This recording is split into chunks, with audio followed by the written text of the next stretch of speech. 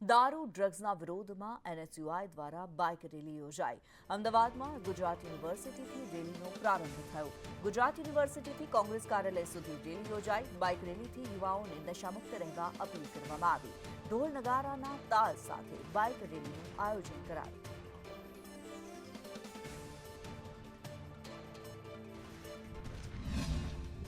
રાજ્યની કોઈપણ કેમ્પસ હોય એને ડ્રગ્સનો અડ્ડો બનવા દેવામાં નહીં આવે। આગામી દિવસોમાં ડ્રગ્સની વિરુદ્ધમાં કેમ્પસોને ડ્રગ ફ્રી કરવા માટે એક ડ્રાઈવ ચલાવવામાં આવશે અને આ જે દૂષણ છે દૂષણની સામે લડત લડવામાં આવશે। સરકાર નાના મોટા ડ્રગ પેડલરોને પકડે છે, પરંતુ મૂળ ક્યાંથી છે એ મૂળ સુધી હજી સુધી પહોંચી શકી નથી।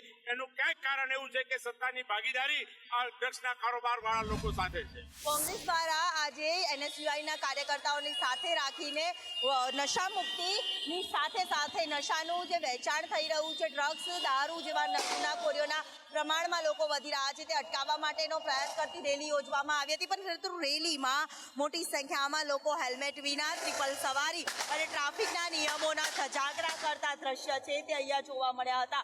મોટી સંખ્યામાં લોકો ભેગા થઈને અહીંયા રેલી તો યોજી હતી કાર્યકર્તાઓ દ્વારા, પરંતુ કેટલાક લોકોએ હેલ્મેટ તો પહેર્યું જ ન હતું, કેટલાક નહીં, પરંતુ અનેક લોકોએ હેલ્મેટ નહોતું પહેર્યું અને નિયમના ધજાગરા થતા પણ જોવા મળ્યા હતા। કેમેરામેન પુખરાજ શર્મા સાથે દિવ્યા ચૌહાણ, સંદેશ ન્યૂઝ, અમદાવાદ।